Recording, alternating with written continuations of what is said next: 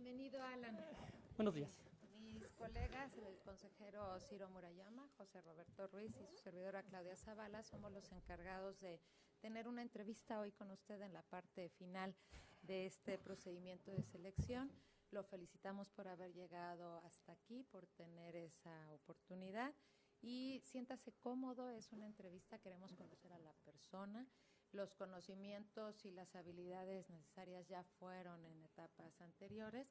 Ahora queremos conocer más a la persona, a quién está con nosotros, y a partir de su historia profesional, su historia de vida, pues vamos a tener algunas intervenciones a través de preguntas en las cuales, por supuesto, podría usted, si algo no queda claro, preguntarnos, o nosotros en algún tiempo interrumpir.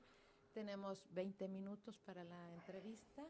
Le rogaría que fuéramos un poco más concretos claro, en la parte esencial de las respuestas. Y como usted bien lo dijo, hay una historia de vida. Tengo la oportunidad de conocerlo en el ejercicio de su función profesional, estrictamente ambos en diferentes momentos, pero a partir de los datos que usted nos refiere en su expediente, yo quisiera conocer, y que usted me pueda señalar este punto, ¿cuál es la razón de que usted haya solicitado en un momento la posibilidad de poder participar como en una precandidatura en el Partido Revolucionario Institucional, y ahora en este giro, pues tener un giro hacia el arbitraje o a la autoridad electoral? Mire, consejera, yo tengo una vida pública, política muy activa, y no se oculta, es pública, de hecho está en internet, la he manifestado públicamente y no tengo absolutamente nada de que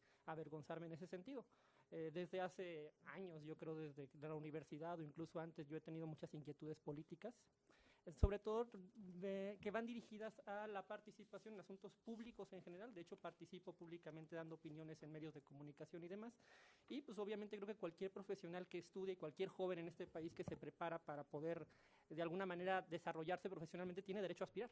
Y yo he tenido aspiraciones públicas de toda clase, no solo de consejero electoral, no solo como candidato, también busqué en algún momento la oportunidad de ser juez en el Poder Judicial del Estado. Digo, uno busca aquellas oportunidades de desarrollo en las que cree que puede aportar y en las que piensa que puede desarrollarse. En ese sentido, sí, tengo una militancia activa en el Partido Revolucionario Institucional, de hecho, yo diría públicamente crítica, de hecho, no creo que haya una persona que haya criticado al PRI de forma más creo incisiva que yo en Aguascalientes. Eso también está publicado, no es de hoy, no es de hace un mes, no es de hace 3 meses, es de hace años. De hecho, también se encuentran en internet este tipo de posicionamientos, y en esa lógica yo estuve construyendo una idea para construir un proyecto que en muchos sentidos parecía quijotesco, porque pues, obviamente no tenía el apoyo de grupos políticos, era básicamente mi aspiración personal, con base en lo que yo pude construir a través de redes sociales, una dinámica ahí muy particular. En el giro al tema electoral, ni siquiera es un giro, yo le diría que hace 3 años yo intenté participar en este mismo concurso y no se me permitió por el tema de la edad, no daba todavía los 30 años. De hecho, promoví en aquel momento un JDC que se resolvió en la Sala Superior y después intenté subirlo a la Suprema Corte de Justicia a través de la denuncia de una contradicción de tesis. Yo sostenía que con base en un criterio de la Suprema Corte de Justicia de la Nación, la edad no era un criterio para discriminar a las personas para que pudieran participar en un concurso de oposición donde se valoraran sus capacidades. Entonces, lo que yo le diría en ese sentido es que esto no es un giro nuevo, no es de ayer a hoy. He tenido esta aspiración durante mucho tiempo. Trabajo en la Universidad Autónoma de Aguascalientes como profesor de la materia electoral desde hace casi 9 años. Entonces, pues no es un tema así como que novedoso. El giro era al arbitraje. Sí, sí, el giro ha estado ahí siempre. Digo, siempre uno busca las oportunidades de desarrollo profesional en las que cree que puede aportar. Okay. Ahora, esa es la respuesta. Precisamente en ese punto, ¿qué aportaría usted a partir de su experiencia? 2 acciones concretas que nos podría comentar. Creo que la comunicación es muy importante en el instituto, sobre todo porque es el órgano que da legitimidad al discurso público en el cual construimos la narrativa de la elección.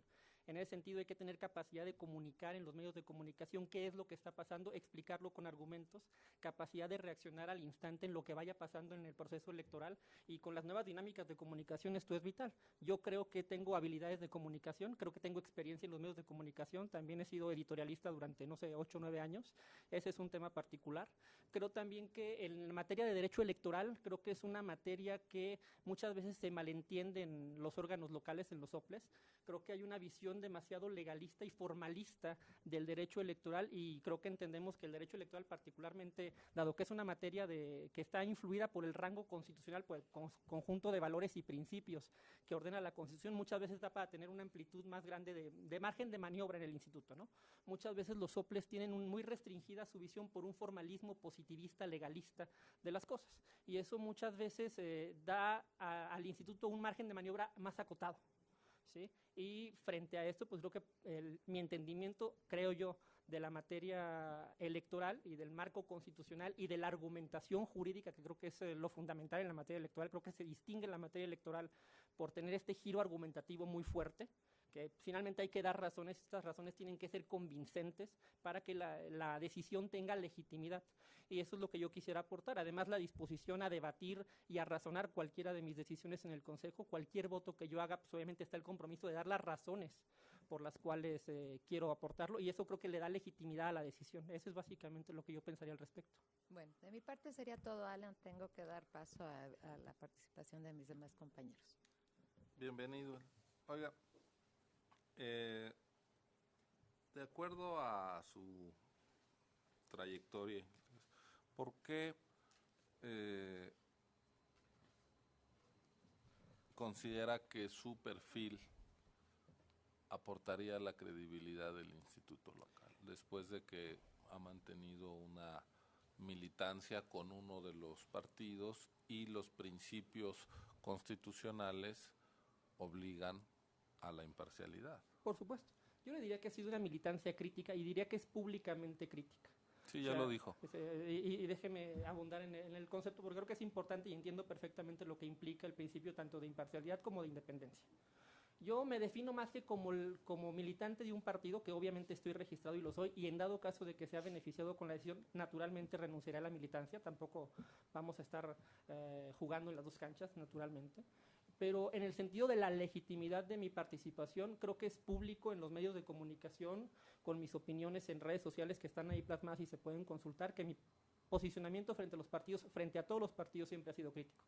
Y creo que ese posicionamiento, pese a participar en un partido, me ha dotado de legitimidad para poder participar en los asuntos públicos. De hecho, tan es así que los medios de comunicación en Aguascalientes, la radio, la televisión, la prensa escrita, me siguen abriendo espacios de comunicación para dar mi opinión editorial. Digo, sí he participado en un partido político y no lo voy a negar. De hecho, me siento orgulloso de la participación política que he tenido en ese partido, porque ha sido crítica, ¿sí? Y en ese sentido, yo creo que los actores políticos en Aguascalientes, que me conocen perfectamente porque los conozco a todos y pues, nos encontramos, es un lugar relativamente pequeño, saben perfectamente que soy una persona imparcial en este tipo de temas, y que creo que así lo he hecho a lo largo de mi trayectoria profesional. Creo que soy una persona relativamente, es muy pretencioso quizás decirlo y pido una disculpa por ello, pero creo que soy una persona públicamente conocida en Aguascalientes, y creo que en ese sentido los actores políticos saben perfectamente quién soy y saben que conmigo tienen interlocución. De hecho, como abogado en materia electoral he trabajado prácticamente con todos los partidos.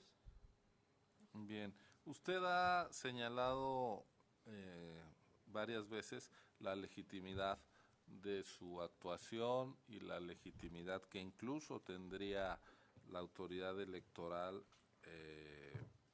si tomara decisiones en un margen de maniobra menos acotado, dice usted. ¿Y qué hay de la legalidad? Bueno, el principio de legalidad es un principio muy importante, pero el problema es que cuando uno ve el derecho electoral en su conjunto y ve las resoluciones del Tribunal Electoral, uno se da cuenta que la interpretación constitucional es finalmente lo que priva en los órganos de decisión, tanto jurisdiccional y yo creo que también la materia administrativa. Me permitiría ponerle un ejemplo. Hace ya 2 años y medio, que fue la última elección del ayuntamiento, ya teníamos el precedente de la Sala Monterrey respecto del derecho de los candidatos independientes a acceder a representación proporcional. y los presentes estaban muy claros. Y el órgano administrativo en ese momento se negó a asignar la representación proporcional, aunque ya estaba claramente definido que los candidatos independientes tenían derecho a participar en la representación proporcional. Porque por una visión legalista, positiva, cerrada, de que en mi opinión, debe de superarse en materia electoral, porque aparte luego vamos a los tribunales electorales y nos encontramos exactamente con lo contrario. Entonces yo pienso que en ese sentido tener una visión más amplia, además sujeta siempre naturalmente al contraste con los pares y obviamente a la revisión de órganos jurisdiccionales, me parece que es una óptica importante que no va a definir la decisión, porque finalmente hay otras personas en el Consejo Electoral que pueden finalmente votar en otro sentido, pero si uno les da herramientas para que nutran su decisión, para que tengan otros elementos de juicio, otras opciones, pues creo que eso podría aportar a la decisión, independientemente de que otros consejeros puedan tener una visión más formalista, más legalista. Creo que de lo que se trata es que sea un órgano plural y que tenga todas las herramientas interpretativas y argumentativas para poder dictar una resolución. Creo que de eso se trata un consejo deliberativo. Gracias, de mi parte es todo. Buenos días, Alan, bienvenido y felicidades por estar en esta etapa del procedimiento. Yo deseo preguntarte sobre pues pasajes de tu vida profesional, pero no en la vertiente de cómo las asumes o las ves, si autocríticamente o críticamente, más bien experiencias profesionales concretas que nos puedas compartir, que hayas tenido, por ejemplo, alguna ocasión en que hayas tenido que trabajar en equipo, en algún trabajo. Bueno, ¿en materia electoral o puede ser en general? En general, en tu vida profesional, una ocasión que tuviste que trabajar en equipo. Bueno, de hecho, la consejera Zavala nos dice que me recuerda porque me tocó litigar en Aguascalientes, de hecho, el tema de la nulidad de la elección de 2016. Demandábamos la nulidad de la elección por el tema de la intervención de la Iglesia en el proceso electoral, una sentencia además muy debatida, y en ese caso yo encabezaba un equipo de abogados que llevamos a cabo esas impugnaciones. Y en ese sentido, pues se carga con la responsabilidad de coordinar al equipo, de asignar. ¿Cuántas personas eran? Éramos 3 personas en ese sentido. Okay. ¿Sí? Y se carga con la responsabilidad de asignar y la responsabilidad también de representar y de coordinar adecuadamente el equipo de trabajo. Digamos que se repartían los agravios. Los agravios, temas. La investigación fue una investigación muy extensa. De hecho, la sentencia al final terminó siendo una sentencia muy debatida a nivel nacional. Y obviamente pues ese trabajo pues se hace siempre en equipo, en dadas sus dimensiones, ¿no? Y operativamente trabajé también en la Secretaría de Gestión Urbanística y Ordenamiento Territorial, donde tenía a mi cargo un equipo de otros, éramos 5 abogados, yo era director de área, y pues me tocaba coordinar los trabajos del área, repartir las cargas de trabajo, revisar el trabajo. Sí, esa es básicamente mi experiencia. Bien, y en estas experiencias profesionales que ya has tenido, estas u otras que puedas mencionar, ¿cuál crees que ha sido tu mayor reto profesional en tu vida? Mi mayor, pues, no quiero ser autorreferencial tan... No, si estamos hablando de ti, no te preocupes, lo que no quería era... Bueno, pues de hecho, otra vez vuelvo a lo mismo y es un poco curioso el círculo de la vida. La consejera Zavala lo conoce muy bien porque de hecho me tocó llevarlo en la ponencia del magistrado Nava Gomar donde ella laboraba. Mi mayor reto profesional fue la demanda de la nulidad de la elección de Aguascalientes en 2016 bajo el argumento de la intervención de la Iglesia en el proceso electoral. Es un caso que en mi opinión sigue siendo paradigmático, con el cual sigo teniendo un posicionamiento crítico, obviamente un respeto institucional a la sentencia y al resultado de ella, pero pues eso no implica que uno no tenga sus propias ideas respecto de lo que en esa resolución se resolvió, y pues ese fue mi mayor reto profesional. Todo el proceso en sí del todo el proceso, asunto. Pues, okay. Es la presión de tener un expediente de esas naturalezas, con esas dimensiones, con esa trascendencia, pues obviamente la presión era importante. Al final el resultado fue que los 6 magistrados de la Sala Superior reconocieron que había habido una intervención por parte de la Iglesia, aunque solo 2 de ellos votaron por la nulidad. Yo mantengo mi posicionamiento crítico. Conocemos esa historia. Bien, ¿y alguna opción en que hayas tenido que negociar? ¿Qué negociar? Cuando trabajé en el Sindicato de Trabajadores del Instituto Cultural de Aguascalientes como abogado, pues me tocaba llevar las negociaciones con la parte patronal. Entonces era una tensión compleja porque pues finalmente había muchos intereses en ¿Algún conflicto. caso en concreto de negociación ahí? Del caso de negociación ahí en concreto, pues había un tema con los llamados tramoyas, que se les pagaba el tiempo por tiempo. Eso significa que trabajaban un día y en lugar de pagarles horas extra, se les daba de día de descanso otro día. Y eso a ellos les generaba un conflicto porque ellos querían que se les pagara y además, en mi opinión, tenían derecho a que se les pagara el tiempo extra que laboraban.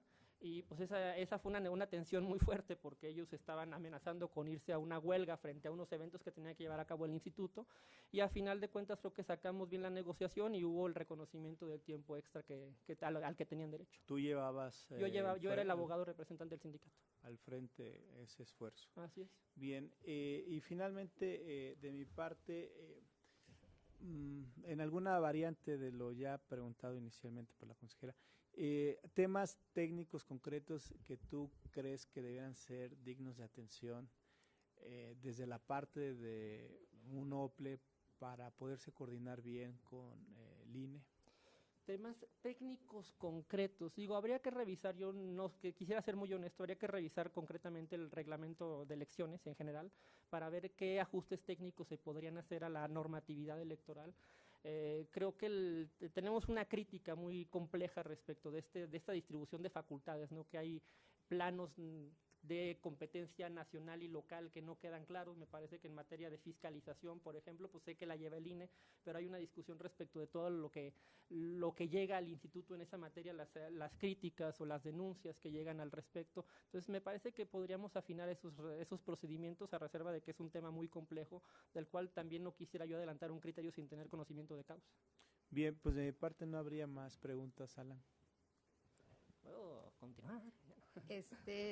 El tiempo que tenemos es acotado, Allen, pero para nosotros ha sido suficiente ya el conocerte a través de estas preguntas. Te agradecemos mucho tu interés en participar aquí en el procedimiento de selección de los organismos públicos locales, especialmente de Aguascalientes, y te deseamos muy buen regreso a Aguascalientes. Muchas gracias. Gracias. Me gustaría agregar una última cosa. Adelante, por favor. La razón por la cual quiero participar y por la cual llevo esta militancia política tan activa no es una razón partidista, sino una razón propiamente ideológica. Yo me considero liberal, ¿sí? Y eso lo he repetido muchas veces. Y eso es básicamente lo que quiero llevar. Creo que la democracia en la que vivimos en este país es una democracia liberal, a la cual luego nos olvidamos del adjetivo, y eso implica la reivindicación de ciertos principios y valores que me parece que en el OPLE se deben de reivindicar y que debe desde ese instituto ayudar a construir una ciudadanía con un componente más liberal, más crítica, que finalmente reivindique lo que es una democracia en un sentido más amplio, no simplemente el concepto de las votaciones, sino todo lo que implica el concepto como tal. Y eso es mi razón de ser, y si ustedes me dan la oportunidad de llegar al OPLE, eso es lo que intento hacer, entendiendo obviamente las críticas que por mi perfil e historia profesional están implícitas, pero ese es el compromiso que quiero asumir con ustedes a la cara, y eso es básicamente lo que les quiero decir. Muchas gracias. Gracias, Ale. Hasta luego, buenas tardes.